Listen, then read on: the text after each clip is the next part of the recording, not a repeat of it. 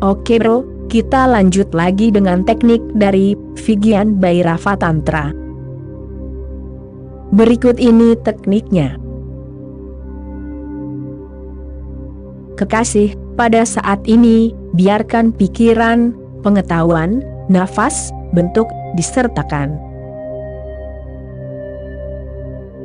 Teknik ini agak sulit, tetapi jika dirimu bisa melakukannya, maka itu sangat hebat, indah. Duduklah, jangan terbagi. Duduklah dalam meditasi, jadilah inklusif bagi semuanya, tubuhmu, pikiranmu, napasmu, pikiranmu, pengetahuanmu, segalanya. Jadilah inklusif bagi semuanya. Jangan terbagi, jangan ciptakan fragmentasi apapun. Biasanya kita terpecah-pecah, kita terus terpecah-pecah. Kita berkata, aku bukanlah tubuh. Ada teknik yang bisa menggunakan itu juga, tetapi teknik ini sama sekali berbeda, malah sebaliknya. Jangan membagi. Jangan katakan, aku bukan tubuh. Jangan katakan, aku bukan napas. Jangan katakan, aku bukan pikiran. Katakan saja, aku adalah segalanya, dan jadilah segalanya. Jangan ciptakan fragmentasi apapun di dalam dirimu. Ini adalah perasaan. Dengan mata tertutup, sertakan semua yang ada di dalam dirimu. Jangan pusatkan dirimu dimanapun, jadilah tidak terpusat. Napas datang dan pergi, pikiran datang dan bergerak. Bentuk tubuhmu akan terus berubah. Dirimu belum mengamati ini. Jika dirimu duduk dengan mata tertutup, dirimu akan merasakan bahwa terkadang tubuhmu besar, terkadang tubuhmu kecil.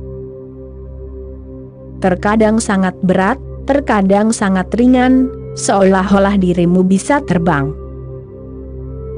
Dirimu bisa merasakan peningkatan dan penurunan bentuk ini. Cukup tutup matamu dan duduk, dan dirimu akan merasakan bahwa terkadang tubuh itu sangat besar, memenuhi seluruh ruangan. Terkadang sangat kecil, hanya sebesar atom. Mengapa bentuk ini berubah? Saat perhatianmu berubah, bentuk tubuh berubah. Jika dirimu inklusif, itu akan menjadi besar. Jika dirimu mengecualikan, ini bukan aku, ini bukan aku, maka itu akan menjadi sangat kecil, amat kecil, hanya atom. Sutra ini mengatakan, kekasihku, pada saat ini biarlah pikiran, pengetahuan, nafas, bentuk, disertakan. Sertakan segala sesuatu dalam keberadaanmu, dan jangan buang apapun. Jangan katakan, ini bukan aku, katakan, inilah aku, dan sertakan segala sesuatu di dalamnya. Jika dirimu bisa melakukan ini hanya dengan duduk, maka kejadian-kejadian yang luar biasa dan benar-benar baru akan terjadi pada dirimu. Dirimu akan merasa tidak ada pusat, di dalam dirimu tidak ada pusat. Dan dengan hilangnya pusat, tidak ada diri, tidak ada ego, hanya kesadaran yang tersisa, kesadaran seperti langit yang menutupi segalanya. Dan ketika ia tumbuh, tidak hanya napasmu saja yang akan disertakan, tidak hanya bentukmu saja yang akan disertakan. Pada akhirnya, seluruh alam semesta menjadi inklusif bagimu. suami Ramateerta menggunakan teknik ini untuk sadananya sendiri. Tiba saatnya ketika ia mulai berkata, seluruh dunia ada di dalam diriku, dan bintang-bintang bergerak di dalam diriku. Seseorang berbicara kepadanya dan ia berkata, di sini, di Himalaya, sangat indah. Ramateerta tinggal di Himalaya, dan orang itu berkata kepadanya, di sini, di Himalaya, sangat indah. Dan Ramateerta dilaporkan berkata, Himalaya? Himalaya ada di dalam diriku. Orang itu pasti mengira Ramateerta sudah menjadi gila. Bagaimana mungkin Himalaya ada di dalam dirinya? Namun, jika dirimu mempraktikkan meditasi ini, dirimu bisa merasakan bahwa Himalaya ada di dalam dirimu. Izinkan aku menjelaskan bagaimana hal itu mungkin terjadi. Ketika dirimu melihat seseorang, sebenarnya dirimu tidak bisa melihat orang itu. Dirimu sebenarnya sedang melihat kegambaran orang itu yang ada di dalam dirimu, di dalam pikiranmu. Bagaimana dirimu bisa mengenali orang itu? Matamu hanya membawa sebuah gambar. Bahkan bukan gambar, hanya sinar cahaya yang masuk ke matamu. Dan kemudian mata itu sendiri tidak menuju ke pikiran. Hanya sinar yang melewati mata, yang masuk ke dalam. Dan sistem sarafmu yang membawa sinar-sinar itu, tidak bisa membawanya sebagai sinar. Ia mengubahnya menjadi zat kimia. Jadi, hanya zat kimia yang bergerak, dan zat kimia ini didekodekan, dan dirimu melihat orang itu dalam pikiranmu. Dirimu tidak pernah keluar dari pikiranmu. Seluruh dunia yang dirimu ketahui, dirimu uraikan dalam pikiranmu, dirimu mengetahuinya dalam pikiranmu. Semua pegunungan Himalaya, semua matahari, bintang, dan bulan, semuanya ada di pikiranmu, dalam eksistensi yang sangat halus. Jika dirimu menutup mata, dan merasakan bahwa semuanya inklusif, dirimu akan tahu bahwa seluruh dunia bergerak di dalam dirimu. Dan begitu dirimu merasakan ini, bahwa seluruh dunia bergerak di dalam dirimu, maka semua kesengsaraan individualmu hilang. Dirimu bukan lagi seorang individu. Dirimu telah menjadi yang absolut, yang non-individual. Dirimu telah menjadi seluruh keberadaan. Teknik ini untuk memperluas kesadaranmu. Sekarang di negara-negara barat, banyak obat-obatan yang digunakan untuk memperluas kesadaran, LSD, marijuana, dan obat-obatan lainnya. Di India juga, di masa lalu, obat-obatan ini digunakan karena obat-obatan ini memberikan perasaan perluasan yang palsu. Bagi semua orang yang menggunakan obat-obatan, teknik ini akan sangat membantu, karena keinginan mereka adalah untuk perluasan. Ketika dirimu mengonsumsi LSD, dirimu tidak lagi terkurung dalam dirimu sendiri, dirimu telah menjadi inklusif terhadap semuanya. Ada beberapa kasus. Seorang gadis melompat dari gedung 7 lantai, karena ia merasa tidak bisa mati, kematian itu mustahil. Ia merasa bisa terbang, dan ia merasa tidak ada penghalang, tidak ada rasa takut. ia melompat dari gedung 7 lantai dan meninggal, hancur. Namun dalam pikirannya, di bawah pengaruh obat, tidak ada batasan, tidak ada kematian.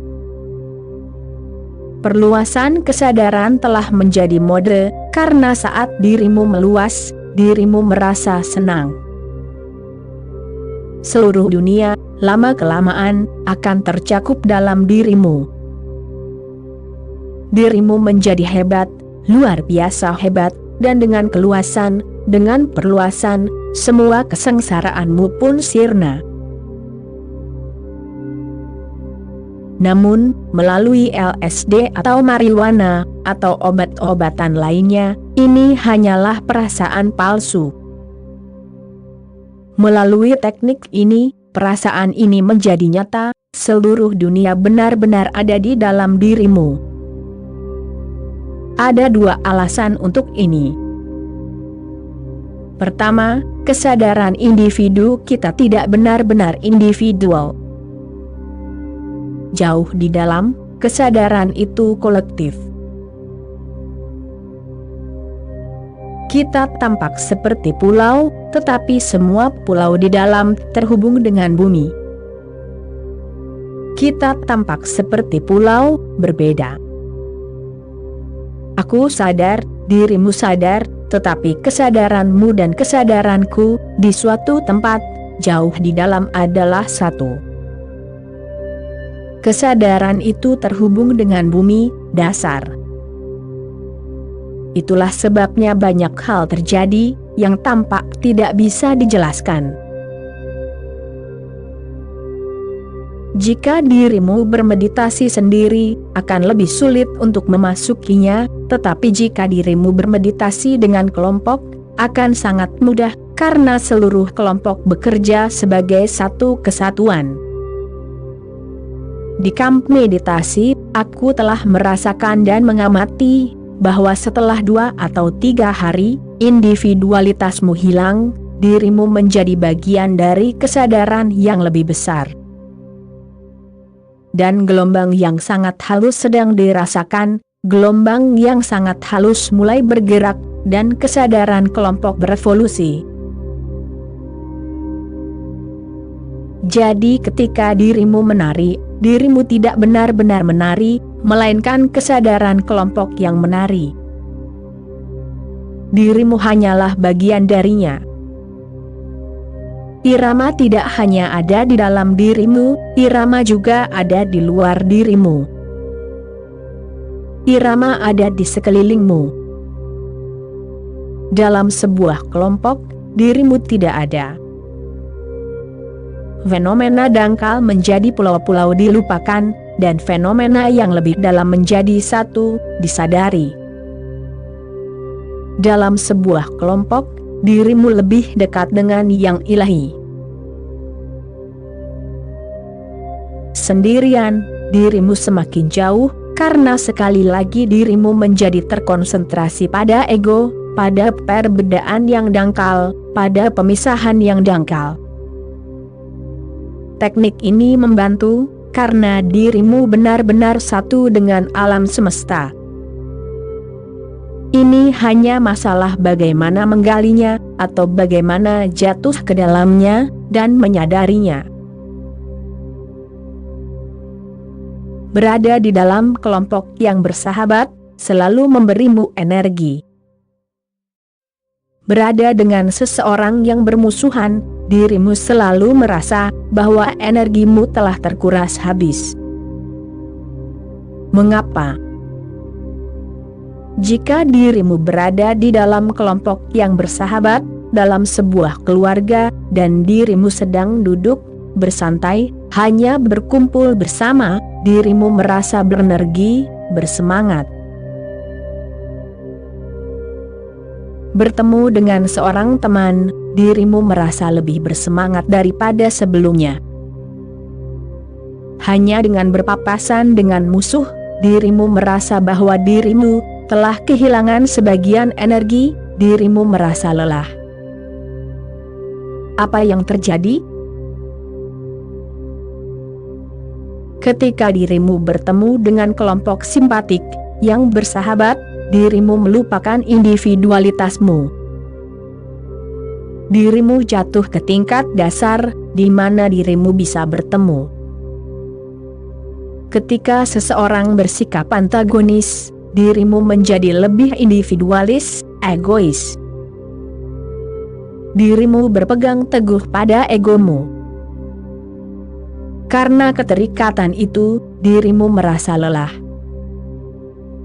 Semua energi berasal dari akar, semua energi datang dengan perasaan, sebagai keberadaan kolektif. Pada awalnya, saat melakukan meditasi ini, dirimu akan merasakan munculnya keberadaan kolektif, dan kemudian akhirnya muncul kesadaran kosmik. Ketika semua perbedaan hilang, semua batasan menghilang, dan keberadaan tetap menjadi satu bagian, satu unit, satu kesatuan, maka semuanya tercakup. Upaya untuk mencakup semuanya ini dimulai dari keberadaan individumu sendiri. Tercakup. Kekasihku, pada saat ini, biarlah pikiran, pengetahuan, nafas, bentuk, disertakan. Intinya adalah mengingat inklusivitas. Jangan mengecualikan. Inilah kunci sutra ini, inklusivitas, sertakan. Sertakan dan kembangkan. Sertakan dan perluas. Cobalah dengan tubuhmu, lalu cobalah dengan dunia luar juga. Duduklah di bawah pohon, lihatlah pohon itu, lalu pejamkan matamu, dan rasakan bahwa pohon itu ada di dalam dirimu. Lihatlah langit, lalu pejamkan matamu, dan rasakan bahwa langit itu ada di dalam dirimu. Lihatlah matahari terbit, lalu pejamkan matamu, dan rasakan bahwa matahari terbit di dalam dirimu. Rasakan dirimu lebih inklusif. Pengalaman yang luar biasa akan terjadi pada dirimu. Ketika dirimu merasa bahwa pohon itu ada di dalam dirimu, dirimu akan segera merasa lebih muda, lebih segar. Dan ini bukan imajinasi, karena pohon dan dirimu sama-sama berasal dari bumi. Dirimu dan pohon itu berakar di bumi yang sama, dan pada akhirnya berakar pada keberadaan yang sama. Jadi ketika dirimu merasa bahwa pohon itu ada di dalam dirimu, pohon itu benar-benar ada di dalam dirimu, ini bukan imajinasi, dan dirimu akan segera merasakan efeknya. Kehidupan pohon itu, kehijauannya, kesegarannya, angin sepoi-sepoi yang melewatinya, akan terasa di dalam hatimu. Sertakan lebih banyak keberadaan, dan jangan kecualikan apapun. Dalam banyak hal, banyak master dunia telah mengajarkan hal ini. Yesus berkata, kasihilah musuhmu seperti mengasihi dirimu sendiri. Ini adalah sebuah eksperimen dalam inklusivitas. Freud pernah berkata, mengapa aku harus mengasihi musuhku, seperti aku mengasihi diriku sendiri? Dia adalah musuhku, jadi mengapa aku harus mengasihinya seperti diriku sendiri? Dan bagaimana aku bisa mengasihi? Pertanyaannya tampaknya relevan, tetapi dia tidak menyadari mengapa Yesus berkata untuk mengasihi musuhmu, seperti mengasihi dirimu sendiri. Ini bukan untuk politik sosial apapun, bukan untuk perubahan apapun dalam masyarakat, bukan untuk menciptakan masyarakat yang lebih baik, melainkan untuk memberimu perasaan keberadaan dan kesadaran yang lebih luas. Jika dirimu bisa menyertakan musuh dalam dirimu, ia tidak bisa menyakitimu. Itu tidak berarti bahwa ia tidak bisa membunuhmu. Ia bisa membunuhmu, tetapi ia tidak bisa menyakitimu. Rasa sakit datang ketika dirimu mengecualikannya. Saat dirimu mengecualikannya, dirimu menjadi ego, terpisah, sendirian, terputus dari keberadaan. Jika dirimu menyertakan musuh dalam dirimu, maka semuanya akan disertakan. Ketika musuh bisa disertakan, lalu mengapa tidak pohon, dan mengapa tidak langit? Penekanan pada musuh adalah, jika dirimu bisa menyertakan musuh dalam dirimu, maka dirimu juga bisa menyertakan segalanya. Maka tidak perlu mengecualikan apapun. Jika dirimu merasa bahwa musuhmu termasuk dalam dirimu, maka bahkan musuhmu akan memberimu vitalitas, energi. Dia tidak bisa membahayakanmu. Dia bisa membunuhmu, tetapi bahkan saat dia membunuhmu, dia tidak bisa membahayakanmu. Bahaya itu berasal dari pikiranmu sendiri, saat dirimu mengecualikan. Namun, kasus kita benar-benar bertolak belakang, bahkan teman pun tidak termasuk. Musuh pun tidak termasuk, dan bahkan teman pun tidak termasuk. Bahkan kekasihmu, orang-orang terkasihmu, tidak termasuk. Saat bersama kekasihmu, dirimu tidak menyatu dengan dirinya. Dirimu tetap terpisah, dirimu mengendalikan diri. Dirimu tidak ingin kehilangan identitasmu. Karena itu, cinta menjadi mustahil. Kecuali dirimu kehilangan identitas, bagaimana dirimu bisa mencintai? Dirimu ingin tetap menjadi diri sendiri, dan kekasihmu ingin tetap menjadi dirinya sendiri, dan tidak ada seorang pun yang siap untuk menyatu, tidak ada seorang pun yang siap untuk mengikut sertakan. Keduanya saling mengecualikan. Keduanya terkurung dalam diri mereka sendiri. Tidak ada pertemuan, tidak ada penyatuan, tidak ada persekutuan. Jika bahkan kekasih tidak diikut sertakan, maka sudah pasti keberadaanmu adalah yang paling miskin. Dirimu sendirian, miskin, pengemis. Dengan seluruh keberadaan yang diikut sertakan, dirimu adalah kaisar. Jadi ingatlah ini, jadikanlah teknik ini sebagai gaya hidup untuk menyertakan. Bukan hanya sebagai teknik meditasi, melainkan gaya hidup, cara hidup. Cobalah untuk menyertakan lebih banyak lagi. Semakin banyak dirimu menyertakan, semakin dirimu berkembang, semakin batas-batasmu surut, hingga ke sudut-sudut keberadaan. Suatu hari hanya dirimu yang ada, seluruh keberadaan disertakan. Ini adalah puncak dari semua pengalaman religius. Oke bro, sekian dulu episode kali ini, kita sambung lagi nanti. Terima kasih bro.